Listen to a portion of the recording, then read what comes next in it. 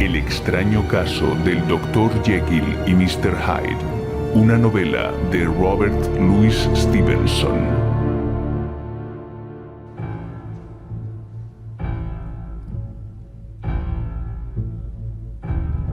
Título original: The Strange Case of Dr. Jekyll and Mr. Hyde.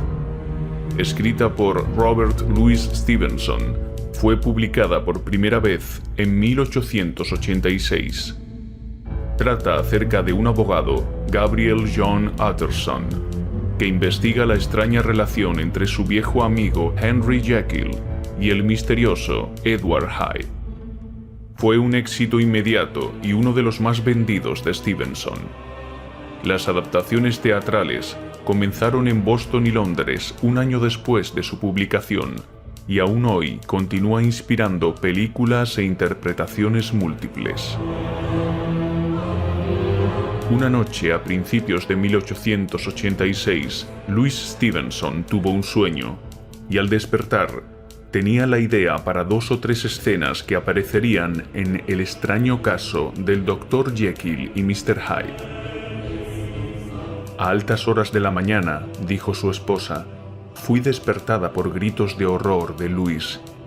Pensando que tenía una pesadilla, le desperté. Él me dijo furioso, ¿por qué me has despertado? Estaba soñando un dulce cuento de terror. El manuscrito fue al principio vendido como una edición rústica por un chelín en el Reino Unido y por $1 en los Estados Unidos. Al principio las tiendas no hicieron provisión de la novela hasta que una crítica favorable apareció en The Times el 25 de enero de 1886. Durante los siguientes 6 meses fueron vendidas cerca de 40.000 copias y hacia 1901 se estimó que se habían vendido más de 250.000 copias. Una historia dividida en 10 episodios sobre la dualidad del ser humano, sobre el binomio que forman bondad y maldad, y que refleja con acierto la dicotomía fundamental del siglo XIX, época victoriana, respetabilidad externa y lujuria interna, y su tendencia a la hipocresía social. Es además una novela muy psicoanalítica, aunque a decir verdad, en el plano de la ficción, Stevenson se anticipó a Freud 2 décadas. Entre las adaptaciones cinematográficas más notables de esta novela se encuentran Dr. Jekyll y Mr. Hyde, 1912, y El hombre y el monstruo, 1931, así como la versión cómica El profesor chiflado, con el inimitable Jerry Lewis.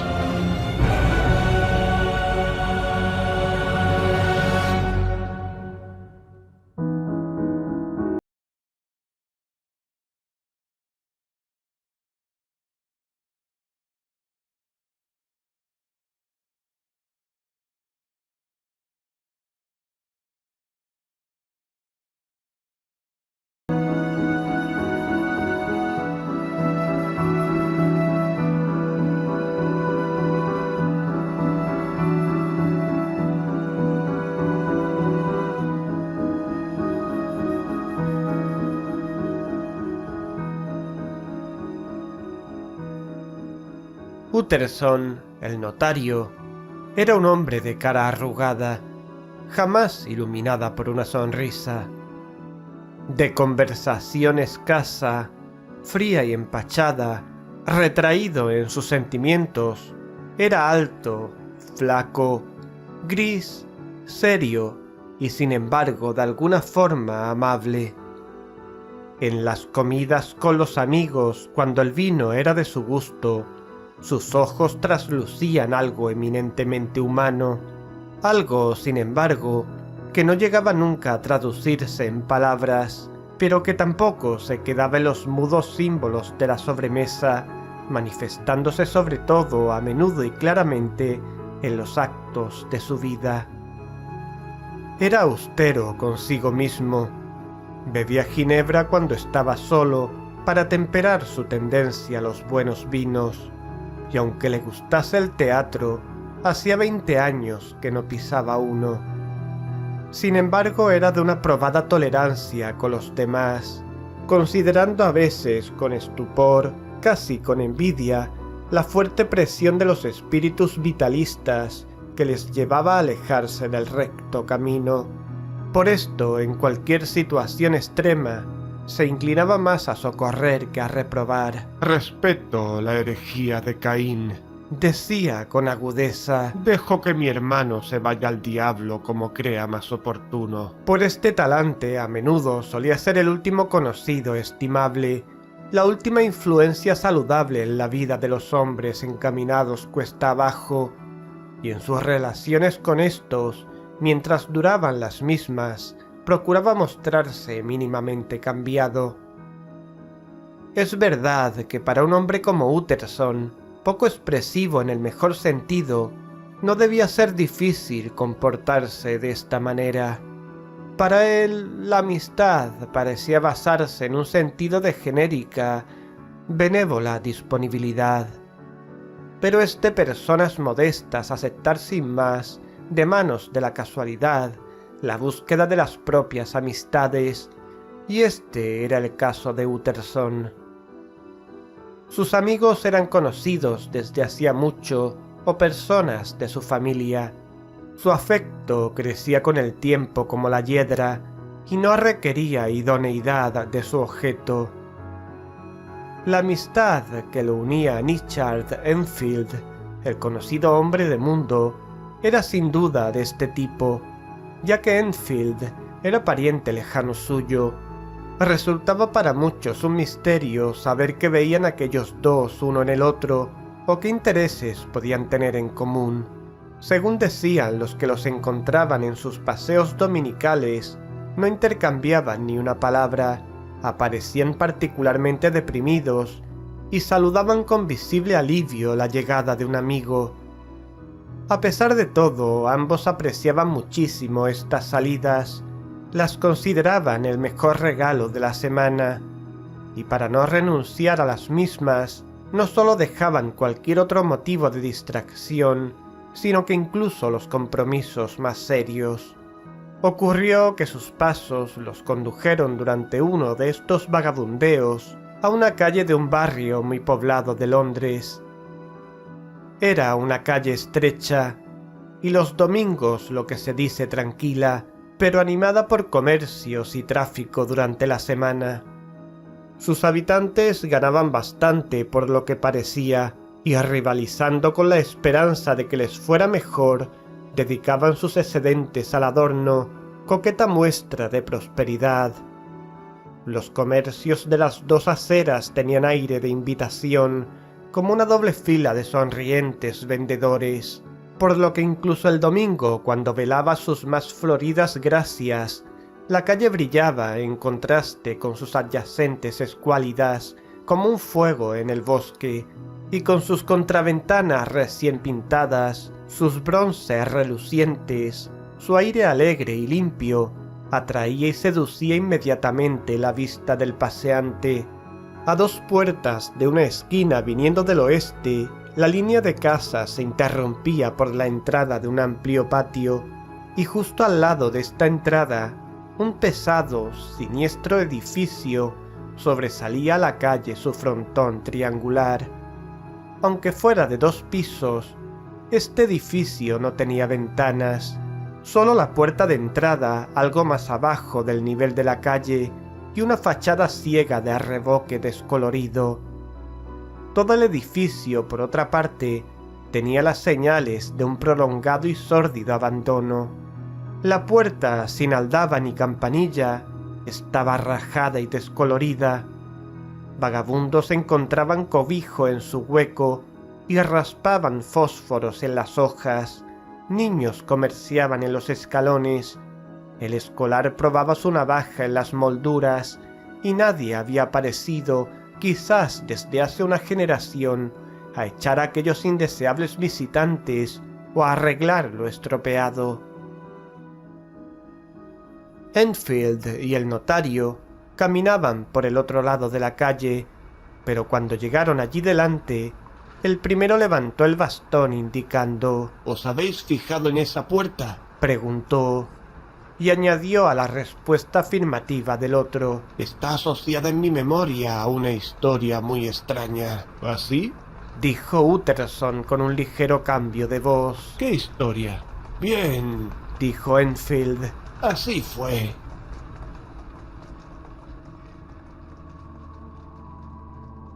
Volví a casa a pie de un lugar allá en el fin del mundo, hacia las 3 de una negra mañana de invierno, y mi recorrido atravesaba una parte de la ciudad en la que no había más que las farolas. Calle tras calle y ni un alma, todos durmiendo. Calle tras calle, todo encendido como para una procesión y vacío como en una iglesia. Terminé encontrándome a fuerza de escuchar y volver a escuchar, en ese particular estado de ánimo en el que se empieza a desear vivamente ver a un policía. De repente vi dos figuras. Una era un hombre de baja estatura, que venía a buen paso y con la cabeza agacha por el fondo de la calle. La otra era una niña de 8 o 10 años, que llegaba corriendo por una bocacalle. Pues bien, señor, fue bastante natural que los dos en la esquina se dieran de bruces. Pero aquí viene la parte más horrible. El hombre pisoteó tranquilamente a la niña caída y siguió su camino dejándola llorando en el suelo. Contado no es nada, pero verlo fue un infierno. No parecía ni siquiera un hombre, sino un vulgar Juggernaut. Yo me puse a correr gritando, agarré al caballero por la solapa y lo llevé donde ya había un grupo de personas alrededor de la niña que gritaba. Él se quedó totalmente indiferente, no opuso la más mínima resistencia. Me echó una mirada, pero una mirada tan horrible que helaba la sangre.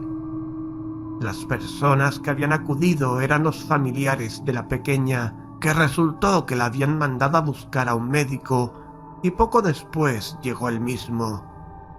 Bien, según este último, la niña no se había hecho nada, estaba más bien asustada, por lo que en resumidas cuentas, todo podría haber terminado ahí si no hubiera tenido lugar una curiosa circunstancia. Yo había aborrecido a mi caballero desde el primer momento, y también la familia de la niña, como es natural, lo había odiado inmediatamente. Pero me impresionó la actitud del médico, o boticario que fuese. Era el clásico tipo estirado, sin color ni edad, con un marcado acento de Edimburgo y la emotividad de un tronco. Pues bien, señor, le sucedió lo mismo que a nosotros. Lo veía palidecer de náusea cada vez que miraba a aquel hombre y temblar por las ganas de matarlo. Yo entendía lo que sentía, como él entendía lo que sentía yo. Pero no siendo el caso de matar a nadie, buscamos otra solución. Habríamos montado tal escándalo, dijimos a nuestro prisionero, que su nombre se difamaría de cabo a rabo de Londres. Si tenía amigos o reputación que perder, lo habría perdido. Mientras nosotros, por otra parte, lo avergonzábamos y lo marcábamos a fuego, teníamos que controlar a las mujeres que se le echaban encima como arpías. Jamás he visto un círculo de caras más enfurecidas, y él allí en medio, con esa especie de mueca negra y fría. Estaba también asustado, se veía, pero sin sombra de arrepentimiento. Os aseguro un diablo.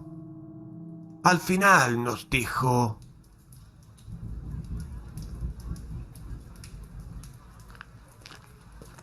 pagaré, si es lo que queréis. Un caballero paga siempre para evitar el escándalo. Decidme vuestra cantidad.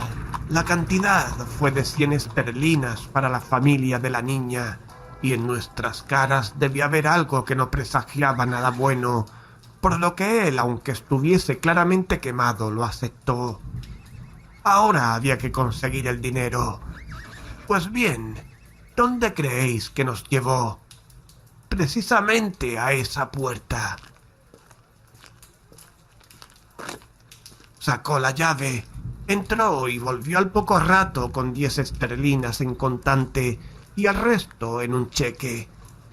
El cheque era del banco Coutts al portador y llevaba la firma de una persona que no puedo decir, aunque sea uno de los puntos más singulares de mi historia. De todas las formas se trataba de un nombre muy conocido que a menudo aparece impreso. Si la cantidad era alta, la firma era una garantía suficiente siempre que fuese auténtica, naturalmente. Me tomé la libertad de comentar a nuestro caballero que toda la historia me parecía apócrifa, porque un hombre en la vida real no entra a las 4 de la mañana por la puerta de una bodega para salir unos instantes después con el cheque de otro hombre por valor de casi 100 esterlinas. Pero él, con su mueca impúdica, se quedó perfectamente a sus anchas. No se preocupen. Me quedaré aquí hasta que abran los bancos y cobraré el cheque personalmente. De esta forma nos pusimos en marcha el médico, el padre de la niña, nuestro amigo y yo, y fuimos todos a esperar a mi casa. Por la mañana, después del desayuno, fuimos al banco todos juntos. Presenté yo mismo el cheque, diciendo que tenía razones para sospechar de que la firma era falsa, y sin embargo, nada de eso. El cheque era auténtico. Uy, dijo Utterson.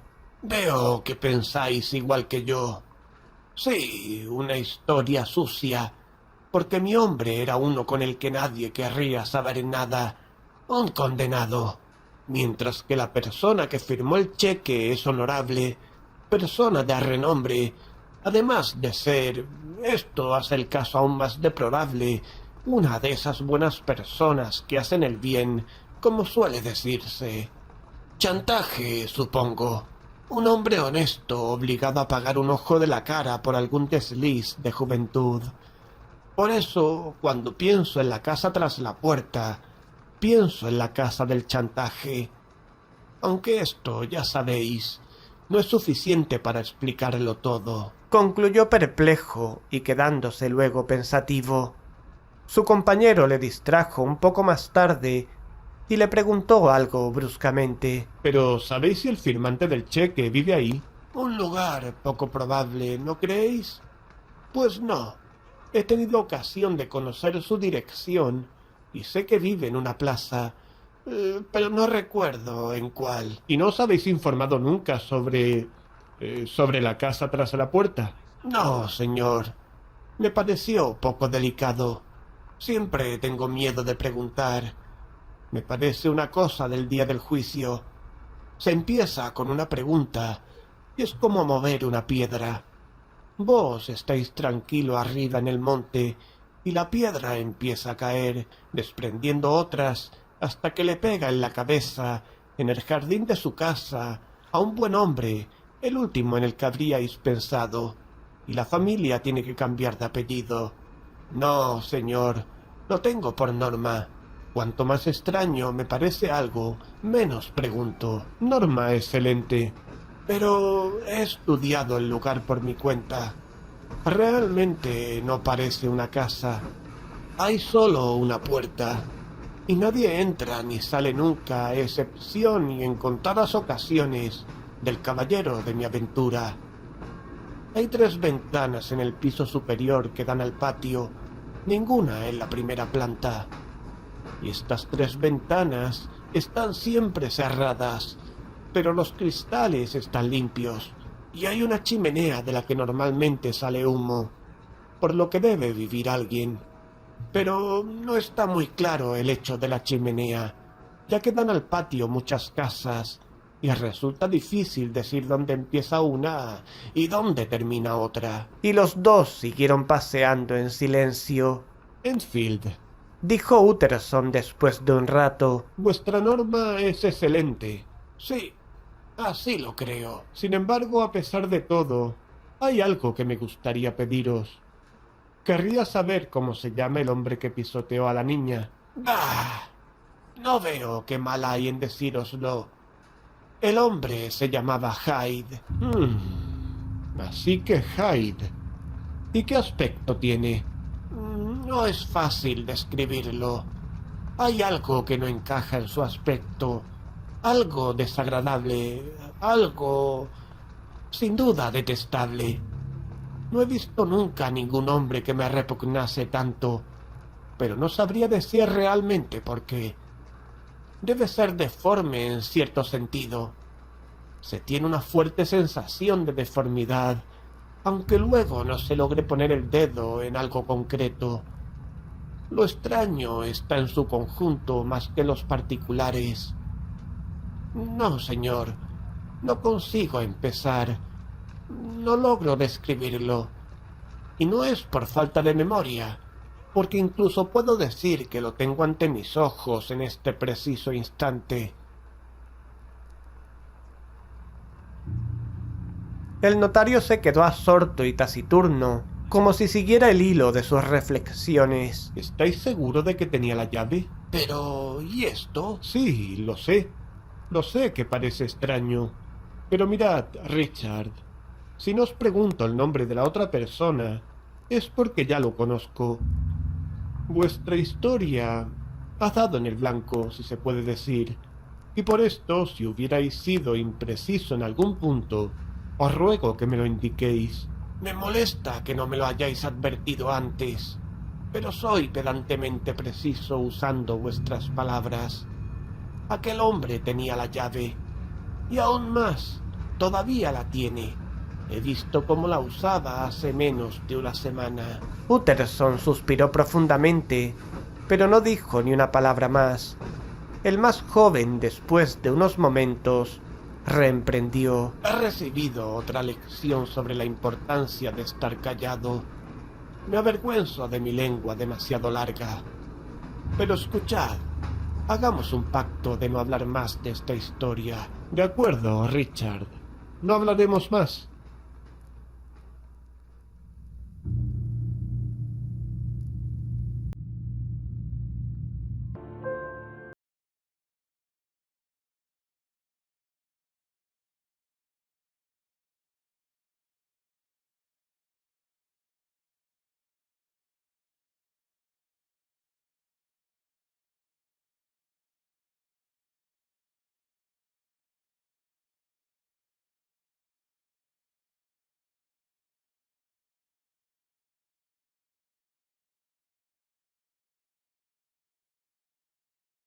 Después de cenar, tenía la costumbre de sentarse junto al fuego con algún libro de árida devoción en el atril, hasta que el reloj de la cercana iglesia daba las campanadas de medianoche.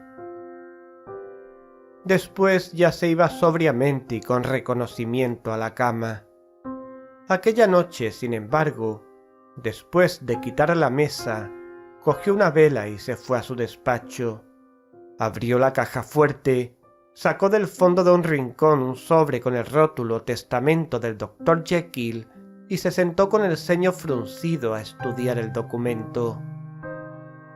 El testamento era hológrafo, ya que Utterson, aunque aceptó la custodia cosa hecha, había rechazado prestar la más mínima asistencia a su redacción. En él se establecía no sólo que en caso de muerte de Henry Jekyll, doctor en medicina, doctor en derecho, miembro de la sociedad real, etc., todos sus bienes pasarían a su amigo y benefactor Edward Hyde, sino que en caso de que el doctor Jekyll desapareciese o estuviera inexplicablemente ausente durante un periodo superior a 3 meses de calendario, el susodicho Edward Hyde habría entrado en posesión de todos los bienes del susodicho Henry Jekyll sin más dilación y con la única obligación de liquidar unas modestas sumas dejadas al personal de servicio. Este documento era desde hace mucho tiempo una pesadilla para Utterson. En él ofendía no solo al notario, sino al hombre de costumbres tranquilas, amante de los aspectos más familiares y razonables de la vida, y para el que toda extravagancia era una inconveniencia. Si por otra parte, hasta entonces, el hecho de no saber nada de Hyde era lo que más le indignaba, ahora, por una casualidad, el hecho más grave era saberlo.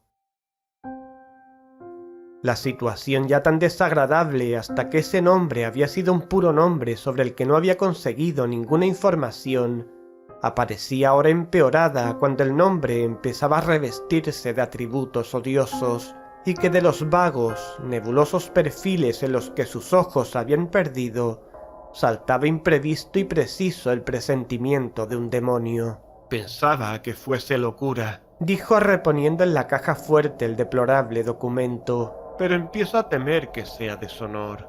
Apagó la vela, se puso un gabán y salió. Iba derecho a Cavendish Square, esa fortaleza de la medicina en que, entre otras celebridades, vivía y recibía a sus innumerables pacientes el famoso Dr. Lanyon, su amigo. Si alguien sabe algo es Lanyon. Había pensado. El solemne mayordomo lo conocía y lo recibió con deferente premura, conduciéndolo inmediatamente al comedor, en el que el médico estaba sentado solo saboreando su vino. Lanyon era un caballero de aspecto juvenil, y con una cara rosácea llena de salud, bajo y gordo, con un mechón de pelo prematuramente blanco y modales ruidosamente vivaces. Al ver a Utterson se levantó de la silla para salir al encuentro, y le apretó calurosamente la mano, con efusión quizás algo teatral, pero completamente sincera. Los dos, en efecto, eran viejos amigos, antiguos compañeros de colegio y de universidad, totalmente respetuosos tanto de sí mismos como el uno del otro, y algo que no necesariamente se consigue, siempre contentos de encontrarse en mutua compañía. Después de hablar durante unos momentos del más y del menos, el notario entró en el asunto que tanto le preocupaba. Lanyon, tú y yo somos los amigos más viejos de Henry Jekyll, ¿no? Preferiría que los amigos fuésemos más jóvenes, pero me parece que efectivamente es así. ¿Por qué? Tengo que decir que hace mucho tiempo que no lo veo. Ah, sí.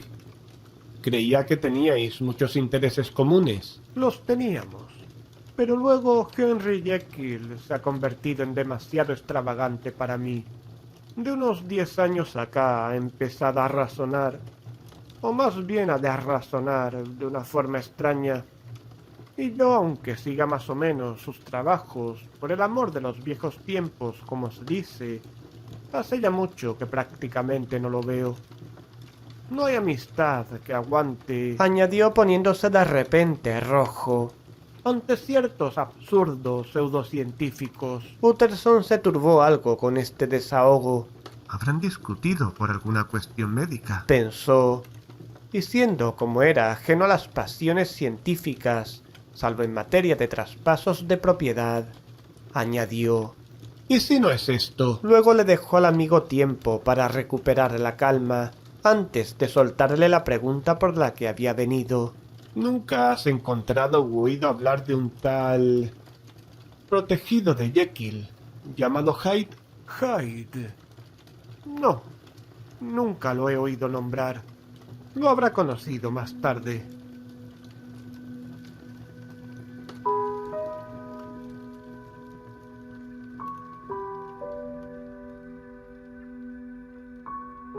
Estas fueron las informaciones que el notario se llevó a casa y al amplio, oscuro lecho en el que siguió dando vueltas ya de una parte ya de otra, hasta que las horas pequeñas de la mañana se hicieron grandes. Fue una noche en la que no descansó su mente, que asediada por preguntas sin respuesta, siguió cansándose en la mera oscuridad. Cuando se oyeron las campanadas de las 6 en la iglesia tan oportunamente cercana, Utterson seguía inmerso en el problema. Más aún, si hasta entonces se había empeñado con la inteligencia, ahora se encontraba también llevado por la imaginación. En la oscuridad de su habitación de pesadas cortinas, repasaba la historia de Enfield ante los ojos como una serie de imágenes proyectadas por una linterna mágica. He aquí la gran hilera de farolas de una ciudad de noche. He aquí la figura de un hombre que avanza rápido.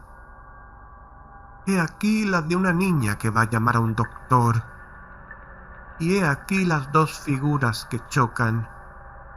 He ahí ese Juggernaut humano que arrolla a la niña y pasa por encima sin preocuparse de sus gritos. Otras veces Utterson veía el dormitorio de una casa rica y a su amigo que dormía tranquilo y sereno como si sonriera en sueños. Luego se abría la puerta, se descorrían violentamente las cortinas de la cama, y he aquí allí de pie la figura a la que se le había dado todo poder, incluso el de despertar al que dormía en esa hora muerta para llamarlo a sus obligaciones. Tanto en una como en la otra serie de imágenes, aquella figura siguió obsesionando al notario durante toda la noche.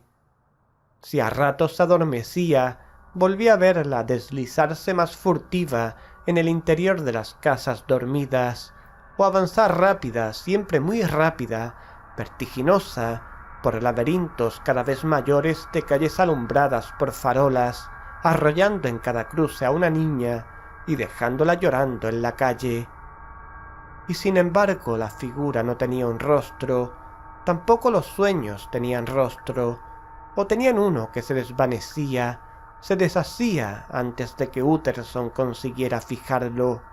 Así creció en el notario una curiosidad muy fuerte, diría irresistible, por conocer las facciones del verdadero Hyde. Si hubiese podido verlo al menos una vez, creía, se habría aclarado o quizás disuelto el misterio, como sucede a menudo cuando las cosas misteriosas se ven de cerca. Quizás habría conseguido explicar de alguna forma la extraña inclinación o la siniestra dependencia de su amigo, y quizás también esa incomprensible cláusula de su testamento. De todas formas, era un rostro que valía la pena conocer, el rostro de un hombre sin entrañas de piedad, un rostro al que había bastado con mostrarse para suscitar en el frío Enfield un persistente sentimiento de odio. Desde ese mismo día, Utterson empezó a vigilar esa puerta, en esa calle de comercios, muy de mañana antes de la hora de oficina, a mediodía cuando el trabajo era abundante y el tiempo escaso, por la noche bajo la velada cara de la luna ciudadana, con todas las luces y a todas horas solitarias o con gentío, se podía encontrar allí al notario en su puesto de guardia. Si él es el señor Esconde, yo seré el señor Busca. Y por fin fue recompensada su paciencia. Era una noche serena, seca, con una pizca de hielo en el aire. Las calles estaban tan limpias como la pista de un salón de baile, y las farolas con sus llamas inmóviles, por la ausencia total de viento, proyectaban una precisa trama de luces y sombras. Después de las 10, cuando cerraban los comercios, el lugar se hacía muy solitario, y a pesar del ruido sordo de Londres, muy silencioso. Los más pequeños sonidos llegaban en la distancia, los ruidos domésticos de las casas se oían claramente en la calle, y si un peatón se acercaba, el ruido de sus pasos lo anunciaba antes de que apareciera a la vista. Utterson estaba allí desde hacía unos minutos, cuando de repente se dio cuenta de unos pasos extrañamente rápidos que se acercaban. En el curso de sus reconocimientos nocturnos, ya se había acostumbrado a ese extraño efecto por el que los pasos de una persona, aún bastante lejos, resonaban de repente muy claros en el vasto, confuso fondo de los ruidos de la ciudad. Pero su atención nunca había sido atraída de un modo tan preciso y decidido como ahora, y un fuerte, supersticioso presentimiento de éxito llevó al notario a esconderse en la entrada del patio.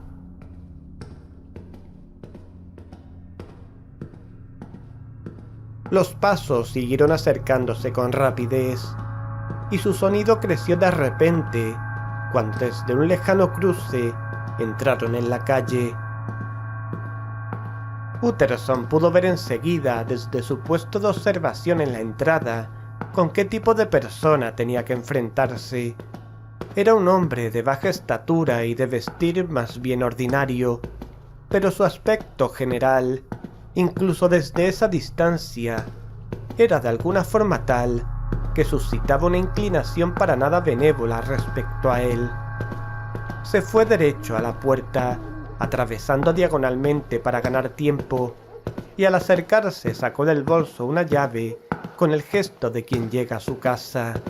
El notario se adelantó y le tocó en el hombro. ¿El señor Hyde?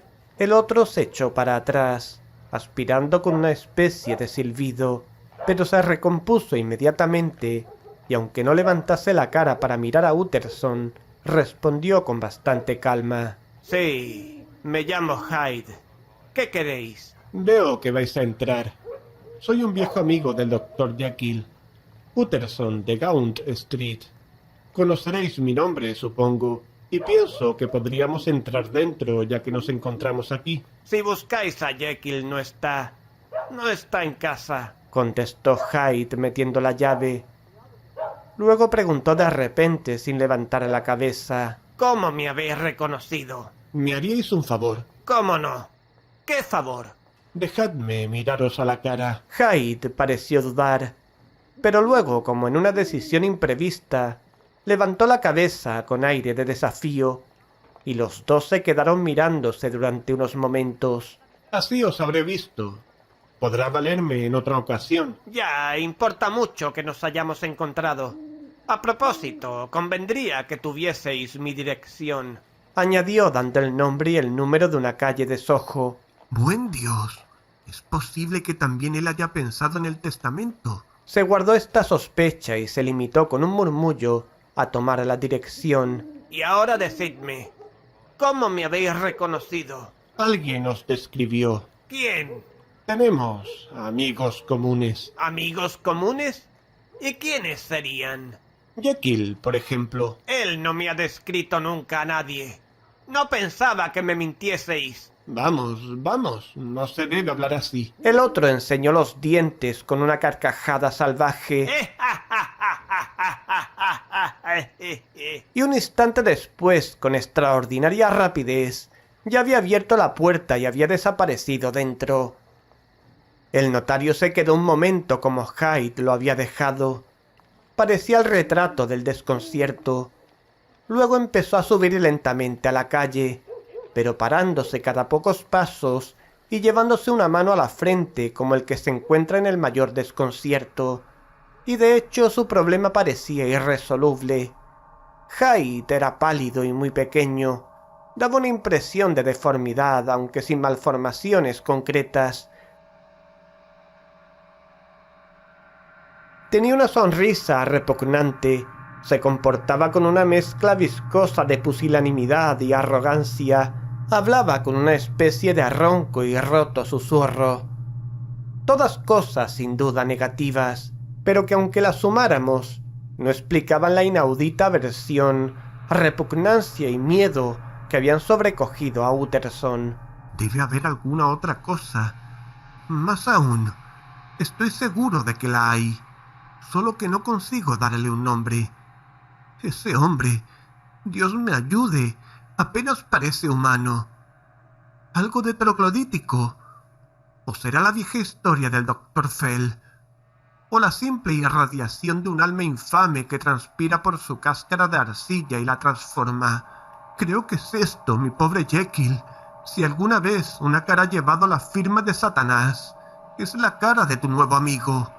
Al fondo de la calle, al dar la vuelta a la esquina, había una plaza de casas elegantes y antiguas, ahora ya decadentes, en cuyos pisos o habitaciones de alquiler vivía gente de todas las condiciones y oficios.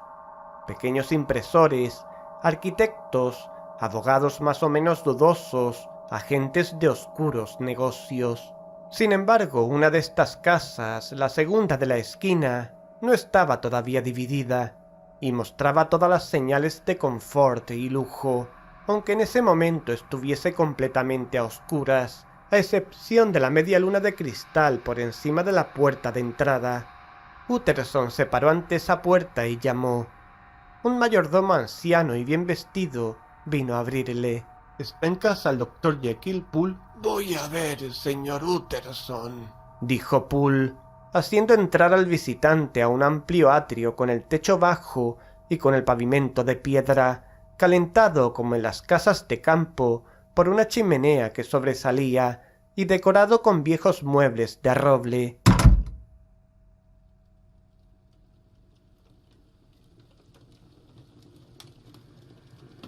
¿Queréis esperar aquí junto al fuego, señor? ¿O os enciendo una luz en el comedor? Aquí, gracias, dijo el notario acercándose a la chimenea y apoyándose en la alta repisa. De ese atrio, orgullo de su amigo Jekyll, Utterson solía hablar como del salón más acogedor de todo Londres. Pero esta noche un escalofrío le duraba en los huesos. La cara de Hyde no se le iba de la memoria. Sentía algo extraño en él, náusea y disgusto por la vida, y con esta oscura disposición de ánimo, le parecía leer una amenaza en los reflejos del fuego en la lisa superficie de los muebles, o en la vibración insegura de las sombras en el techo. Se avergonzó de su alivio cuando Poole, al poco tiempo, volvió para anunciar que el doctor Jekyll había salido. He visto al señor Hyde entrar por la puerta de la vieja sala anatómica. ¿Es normal cuando el doctor Jekyll no está en casa? Completamente normal, señor Utterson. El señor Hyde tiene la llave. Me parece que vuestro amo da mucha confianza a ese joven Poole. Sí, señor. Efectivamente, señor. Todos nosotros tenemos orden de obedecerle. Yo no lo he visto aquí nunca, ¿verdad? Pues claro que no, señor. Él no viene nunca a comer y no se hace ver mucho en esta parte de la casa. Al máximo viene y sale por el laboratorio. Bien, buenas noches, Poole. Buenas noches, señor Utterson.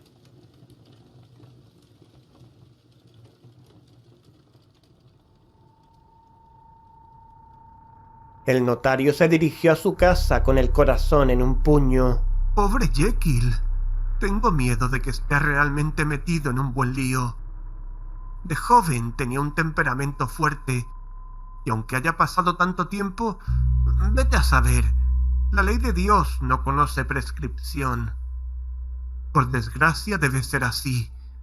El fantasma de una vieja culpa, el cáncer de un deshonor escondido, y el castigo que llega, después de años que la memoria ha olvidado y que el amor decía ha condonado el error.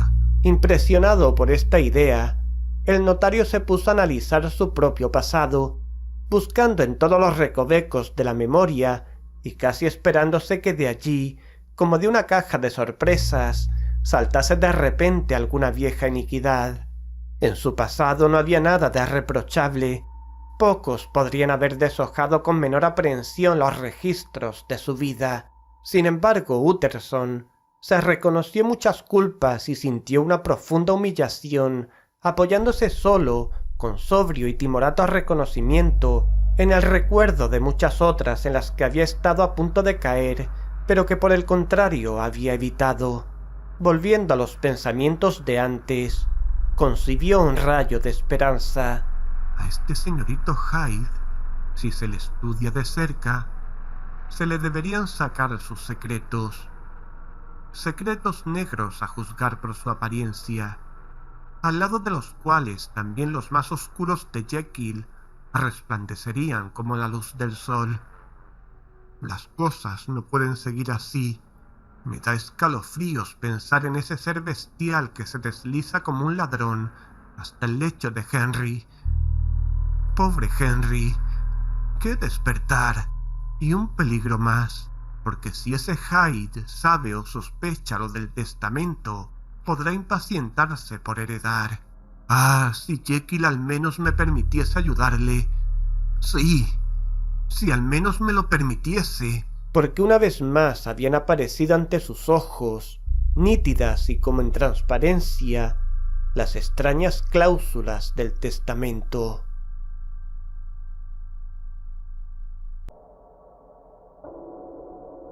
No habían pasado 15 días, cuando por una casualidad que Utterson juzgó providencial, El doctor Jekyll reunió en una de sus agradables comidas a 5 o 6 viejos compañeros, todos excelentes e inteligentes personas, además de expertos en buenos vinos, y el notario aprovechó para quedarse una vez que los otros se fueron.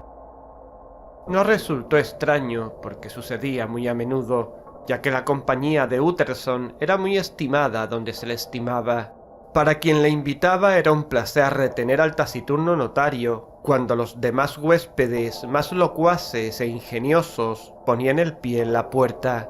Era agradable quedarse todavía un rato con ese hombre discreto y tranquilo, casi para hacer práctica de soledad y fortalecer el espíritu de su rico silencio después de la fatigosa tensión de la alegría. Y el doctor Jekyll no era una excepción a esta regla, y si lo mirábamos sentado con Utterson junto al fuego, un hombre alto y guapo sobre los 50, de rasgos finos y proporcionados que reflejaban quizás una cierta malicia, pero también una gran inteligencia y bondad de ánimo, se veía con claridad que sentía un afecto cálido y sincero por el notario. Escucha, Jekyll. Hace tiempo que quería hablar contigo. ¿Recuerdas aquel testamento tuyo? El médico, como habría podido notar un observador atento, tenía pocas ganas de entrar en ese tema, pero supo salir con gran desenvoltura. Ah, mi pobre Utterson. Eres desafortunado al tenerme como cliente.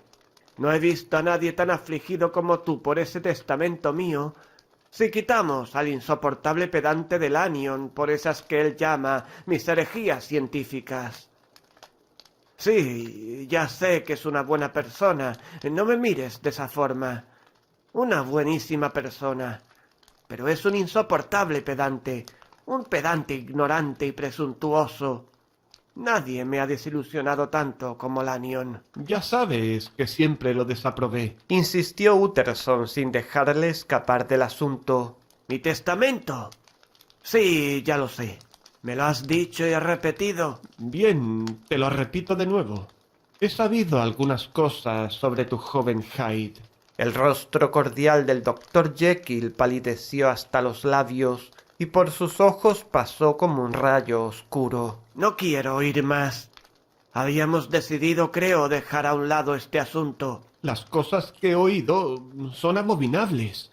No se puede hacer nada ni cambiar nada. Tú no entiendes mi posición. Me encuentro en una situación penosa, Utterson, y en una posición extraña, muy extraña.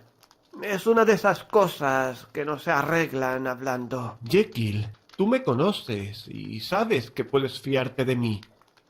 Explícate. Dime todo en confianza y estoy seguro de poderte sacar de este lío. Ah, mi querido Utterson, esto es verdaderamente amable, extraordinariamente amable de tu parte. No tengo palabras para agradecértelo. Y te aseguro que no hay persona en el mundo, ni siquiera yo mismo, de la que me fiara más que de ti si tuviera que escoger. Pero de verdad, las cosas no están como crees. La situación no es tan grave. Para dejar en paz a tu buen corazón, te diré una cosa. Podría liberarme del señor Hyde en cualquier momento que quisiera. Te doy mi palabra. Te lo agradezco infinitamente una vez más, pero sabiendo que no te lo tomarás a mal, también añado esto. Se trata de un asunto estrictamente privado, por lo que te ruego que no volvamos sobre el mismo. Utterson reflexionó unos instantes mirando al fuego. Bien, de acuerdo. No dudo que tú tengas razón, dijo por fin levantándose. Pero, dado que hemos hablado, y espero que por última vez, hay un punto que quisiera que tú entendieses. Sé que os habéis visto, me lo ha dicho, y tengo miedo que no haya sido muy cortés, pero os repito, siento un tremendo afecto por ese joven, y si yo desapareciese, tú prométeme, Utterson, que lo tolerarás y que tutelarás sus legítimos intereses. No dudo que lo harías si supieras todo, y tu promesa me quitaría un peso de encima. No puedo garantizarte que conseguiré alguna vez hacerlo a gusto. Jekyll le puso la mano en el brazo. No te pido eso. Te pido solo que tuteles sus derechos.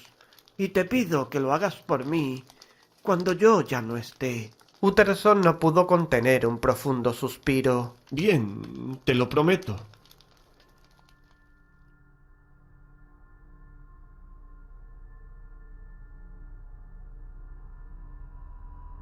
Casi un año después, todo Londres era un rumor por un delito horrible, no menos execrable por su crueldad que por la personalidad de la víctima. Los particulares que se conocieron fueron pocos, pero atroces. Hacia las 11, una camarera que vivía sola en una casa no muy lejos del río había subido a su habitación para ir a la cama.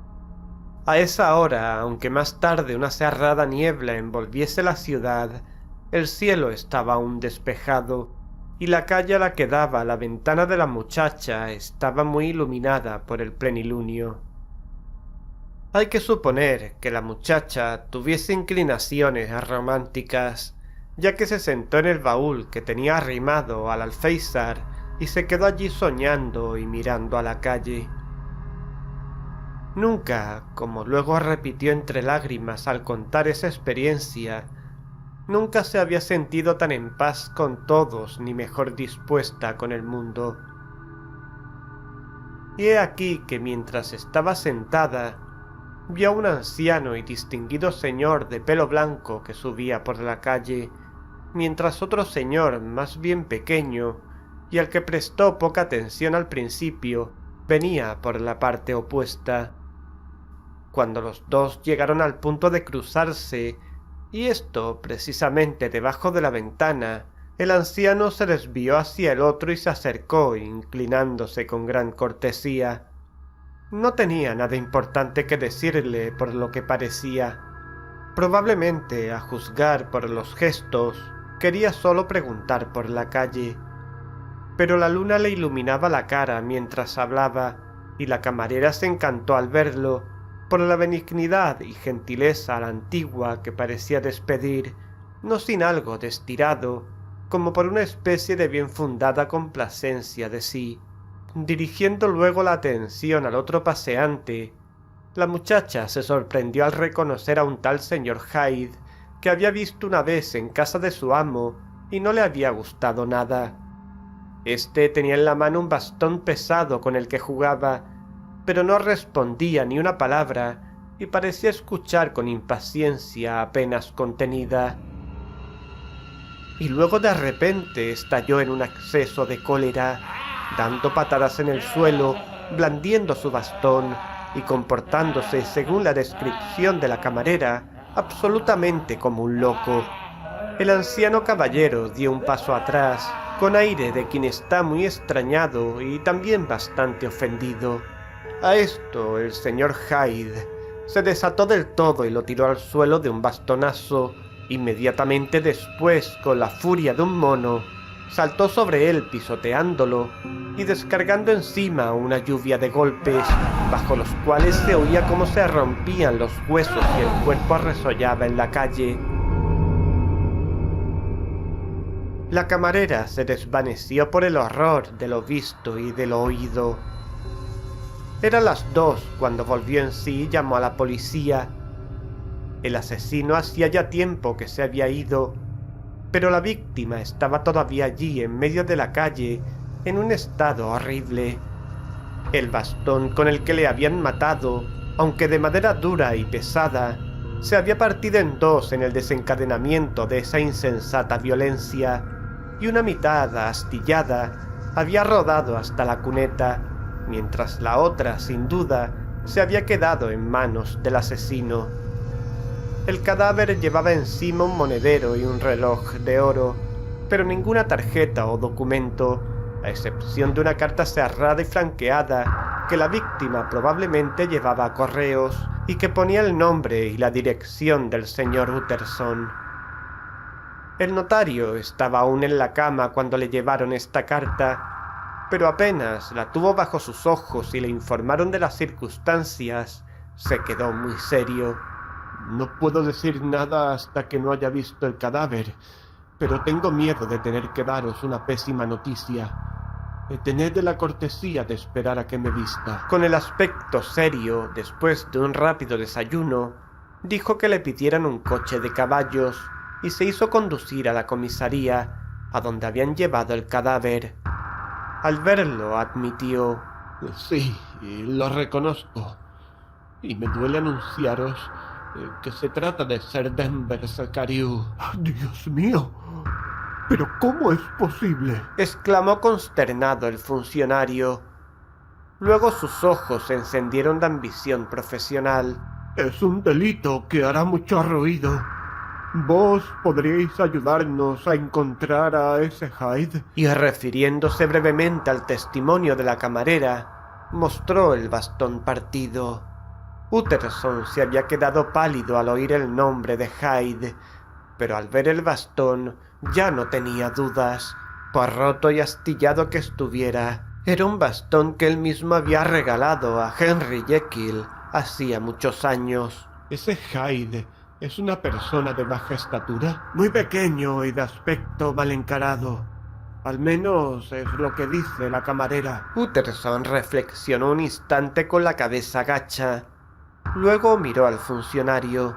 Tengo un coche ahí fuera. Si venís conmigo, creo que puedo llevaros a su casa. Eran ya las 9 de la mañana y la primera niebla de la estación pesaba sobre la ciudad como un gran manto color chocolate, pero el viento batía y demolía continuamente esos contrafuertes de humo, de tal forma que Utterson, mientras avanzaba el coche lentamente de calle en calle, podía contemplar crepúsculos de una sorprendente diversidad de gradación y matices. Aquí dominaba el negro de una noche ya cerrada, allí se encendían resplandores de oscura púrpura, como un extenso y extraño incendio, mientras más adelante, lacerando un momento la niebla, una imprevista y lívida luz diurna penetraba entre las deshilachadas cortinas. Visto en estos cambiantes escorzos, con sus calles fangosas y sus paseantes desaliñados, con sus farolas no apagadas desde la noche anterior o encendidas deprisa para combatir esa nueva invasión de oscuridad, el oscuro barrio de Soho se le aparecía a Utterson como recortado en una ciudad de pesadilla. Sus mismos pensamientos, por otra parte, eran de tintes oscuros, y si miraba al funcionario que tenía al lado, sentía que le sobrecogía ese terror que la ley y sus ejecutores infunden a veces hasta en los más inocentes. Cuando el coche se paró en la dirección indicada, la niebla se levantó un poco, descubriendo un miserable callejón con una tasca de vino, un equívoco restaurante francés, una tienducha de verduras y periódicos de un sueldo, niños piojosos agachados en las puertas y muchas mujeres de distinta nacionalidad que se iban con la llave de casa en mano a beber su ginebra matutina. Un instante después la niebla había caído de nuevo, negra como la tierra de sombra, aislando al notario de esos miserables contornos. Aquí vivía el favorito de Henry Jekyll, el heredero de $250,000 de esterlinas. Una vieja cara de marfil y cabellos de plata vino a abrir la puerta. Tenía mala pinta, de una maldad suavizada por la hipocresía, pero sus modales eran educados. Sí, el señor Hyde vive aquí, pero no está en casa. Ha vuelto muy tarde la última noche, y apenas hace una hora ha vuelto a salir. En esto no había nada de extraño, ya que sus costumbres eran muy irregulares, y a menudo estaba ausente.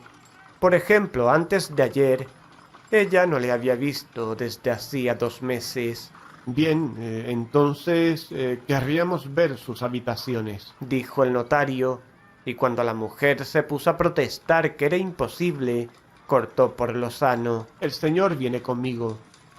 Os lo advierto, es el inspector Newcomen de Scotland Yard. Un relámpago de odiosa satisfacción iluminó la cara de la mujer que dijo: Metido en líos. ¿Qué ha hecho? Utterson y el inspector intercambiaron una mirada. Parece que es un tipo no muy querido. Observó el funcionario. Y ahora, buena mujer, déjenos echar un vistazo. De toda la casa, en la que aparte de la mujer no vivía nadie más, Hyde se había reservado solo un par de habitaciones, pero éstas estaban amuebladas con lujo y buen gusto. En una alacena había vinos de calidad, los cubiertos eran de plata, los manteles muy finos. Había colgado, probablemente, pensó Utterson. Estoy seguro de que ese cuadro es un regalo de Henry Jekyll, que es un amante del arte. Y las alfombras, muchísimas, eran de colores agradablemente variados. Sin embargo, las dos habitaciones estaban patas arriba y mostraban que habían sido bien registradas. En el suelo se amontonaba ropa con los bolsillos al revés. Varios cajones habían quedado abiertos y en la chimenea, donde parecía que habían quemado muchos papeles, del que el inspector recuperó el canto y las matrices quemadas de un talonario verde de cheques. Detrás de una puerta se encontró la otra mitad del bastón, con complacencia del inspector, que así tuvo en la mano una prueba decisiva, y una visita al banco, donde aún había en la cuenta del asesino unos miles de esterlinas, completó la satisfacción del funcionario. Ah, ya lo tengo cogido. Estad seguro, señor. Pero debe haber perdido la cabeza al haber dejado allí el bastón, y aún más al haber quemado el talonario de cheques. Sin dinero no puede seguir, así que no nos queda nada más que esperarlo en el banco y enviar mientras tanto su descripción. Pero el optimismo del inspector se revelaría excesivo. A Hyde le conocían pocas personas. El mismo amo de la camarera testigo del delito lo había visto 2 veces en total, y de su familia no se encontró rastro. Nunca se le había fotografiado, y los pocos que le habían encontrado dieron descripciones contradictorias, como a menudo sucede en estos casos. En algo, sin embargo, estaban todos de acuerdo. El fugitivo dejaba una impresión de monstruosa pero inexplicable deformidad.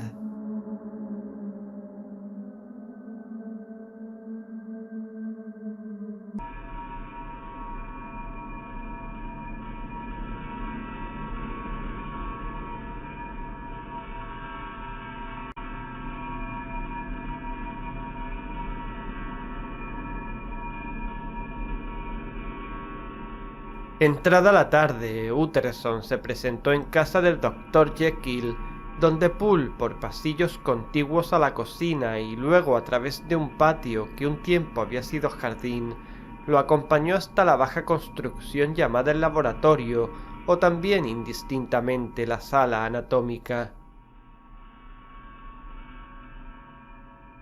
El médico había comprado la casa efectivamente a los herederos de un famoso cirujano, e interesado por la química más que por la anatomía, había cambiado destino al rudo edificio del fondo del jardín. El notario, que era la primera vez que venía recibido en esta parte de la casa, observó con curiosidad la tétrica estructura sin ventanas y miró alrededor con una desagradable sensación de extrañeza atravesando el teatro anatómico, un día abarrotado de enfervorizados estudiantes y ahora silencioso, abandonado, con las mesas atestadas de aparatos químicos, el suelo lleno de cajas y paja de embalar, y una luz gris que se filtraba a duras penas por el lucernario polvoriento. En una esquina de la sala, una pequeña rampa llevaba a una puerta forrada con un paño rojo, y por esta puerta entró finalmente Utterson en el cuarto de trabajo del médico. Este cuarto, un alargado local lleno de armarios y cristaleras, con un escritorio y un espejo grande inclinable en ángulo, recibía luz de 3 polvorientas ventanas, protegidas con verjas, que daban a un patio común. pero ardía el fuego en la chimenea y ya estaba encendida la lámpara en la repisa, porque también en el patio la niebla ya empezaba a cerrarse. Y allí, junto al fuego, estaba sentado Jekyll con un aire de mortal abatimiento. No se levantó para salir al encuentro de su visitante, sino que le tendió una mano helada, dándole la bienvenida con una voz alterada.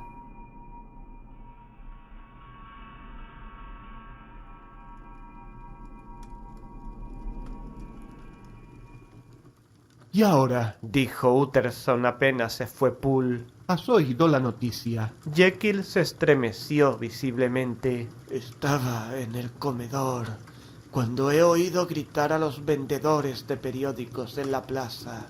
Solo una cosa. Carew era cliente mío, pero también tú lo eres. Y quiero saber cómo comportarme. No serás tan loco que quieras ocultar a ese individuo. Utterson, lo juro por Dios que ya no lo volveré a ver. Te prometo por mi honor que ya no tendré nada que ver con él en este mundo. Ha terminado todo. Y por otra parte, él no tiene necesidad de mi ayuda. Tú no lo conoces como yo. Está a salvo, perfectamente a salvo. Puedes creerme si te digo que nadie jamás oirá hablar de él. Utterson lo escuchó con profunda perplejidad. No le gustaba nada el aire febril de Jekyll. Espero por ti que así sea.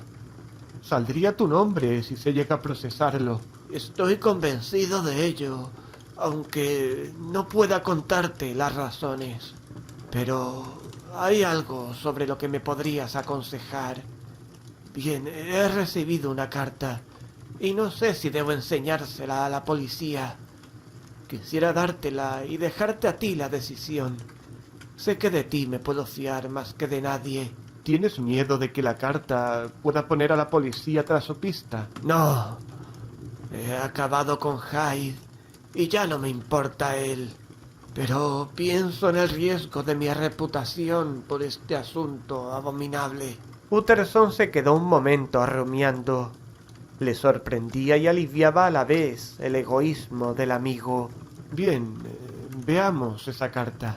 La carta, firmada por Edward Hyde y escrita en una extraña caligrafía vertical, decía en pocas palabras que el Dr. Jekyll, benefactor del firmante, pero cuya generosidad tan indignamente había sido pagada, no tenía que preocuparse por la salvación del remitente, en cuanto éste disponía de medios de fuga en los que podía confiar plenamente. El notario encontró bastante satisfactorio el tenor de esta carta, que ponía la relación entre los dos bajo una luz más favorable de lo que hubiese imaginado, y se reprochó haber nutrido algunas sospechas. ¿Tienes el sobre? No, lo quemé sin pensar en lo que hacía. Pero no traía matasellos. Fue entregada en mano. ¿Quieres que me lo piense y la tenga mientras tanto? Haz libremente lo que creas mejor. Yo ya he perdido toda confianza en mí. Bien, lo pensaré. Pero dime una cosa. Esa cláusula del testamento sobre una posible desaparición tuya, ¿te la dictó Hyde? El médico pareció encontrarse a punto de desfallecer, pero apretó los dientes y admitió: Lo sabía. Tenía intención de asesinarte. Te has escapado de una buena. Ya me he escapado, Utterson. He recibido una lección. ¡Ah! ¡Qué lección! Dijo Jekyll con voz rota, tapándose la cara con las manos. Al salir, el notario se paró a intercambiar unas palabras con Poole. Por cierto, sé que han traído hoy en mano una carta. ¿Quién la trajo? Hoy no ha llegado otra correspondencia que la de correos, señor. Afirmó resueltamente Poole. Y solo circulares. Con esta noticia, el visitante sintió que reaparecían todos sus temores. Han entregado la carta. Pensó mientras se iba en la puerta del laboratorio. Más aún, se se ha escrito en el mismo laboratorio. Y si las cosas son así, habrá que juzgarlo de otra forma y tratarlo con mayor cautela.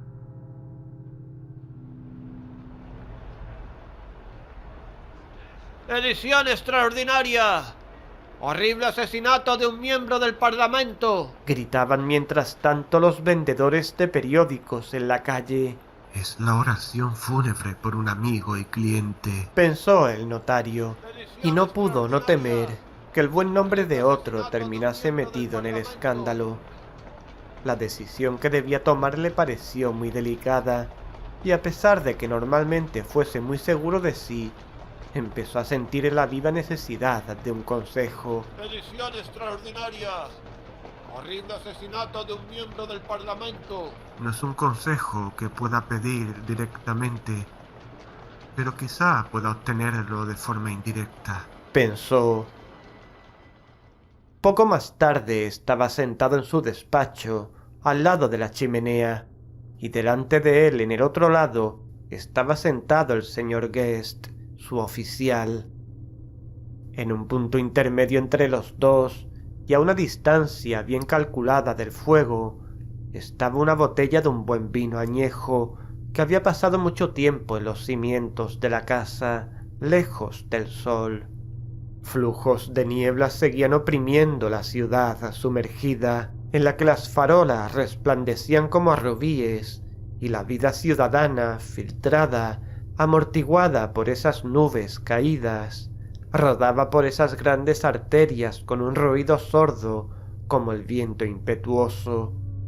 Pero la habitación se alegraba con el fuego de la chimenea, y en la botella se habían disuelto hacía mucho tiempo los ácidos.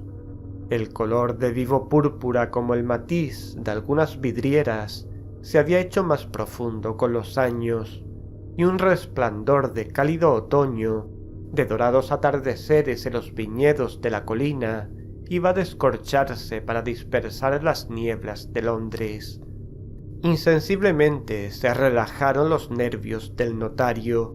No había nadie con quien mantuviera menos secretos que con el señor Guest, y no siempre estaba seguro, de haber mantenido cuantos creía. Guest había ido a menudo donde Jekyll por motivos de trabajo, conocía a Poole, y era difícil que no hubiera oído hablar de Hyde como íntimo de la casa. Ahora habría podido sacar conclusiones. ¿No valía la pena que viese esa carta clarificadora del misterio? Además, siendo un apasionado y un buen experto en grafología, la confianza le habría parecido totalmente natural. El oficial, por otra parte, era persona de sabio consejo. Difícilmente habría podido leer ese documento tan extraño sin dejar de hacer una observación. Y quizás así, vete a saber, Utterson habría encontrado la sugerencia que buscaba. Un triste lío lo de Sir Danvers. Triste, señor. Y ha levantado una gran indignación. Ese hombre, naturalmente, era un loco. Querría precisamente vuestra opinión. Tengo aquí un documento, una carta de su puño y letra. Se entiende que este escrito queda entre nosotros, porque todavía no sé qué voy a hacer con él. Un lío feo es lo menos que se puede decir. Pero he aquí un documento que parece hecho aposta para vos. El autógrafo de un asesino. Le brillaron los ojos al señor Guest, y un instante después ya estaba inmerso en el examen de la carta, que estudió con un apasionado interés. No, señor, no está loco, pero tiene una caligrafía muy extraña. Es extraña desde todos los puntos de vista. Justo en ese momento entró un criado con una nota. ¿Es del doctor Jekyll, señor? Me ha parecido reconocer la caligrafía en el sobre. Se interesó el oficial mientras el notario desdoblaba el papel. ¿Algo privado, señor Utterson? Solo una invitación a comer. ¿Por qué? ¿Queréis verla? Solo un momento, gracias. Cogió el papel, lo puso junto al otro y procedió a una minuciosa comparación. Gracias. Repitió al final devolviendo ambos. Un autógrafo muy interesante. Durante la pausa que siguió, Utterson pareció luchar consigo mismo. ¿Por qué los habéis comparado, Guest? Bien, señor. Hay un parecido muy singular. Las dos caligrafías tienen una inclinación distinta. Pero por lo demás, créame, son casi idénticas. Muy curioso. Por lo que yo no hablaría de esta carta. No, ni yo tampoco, señor.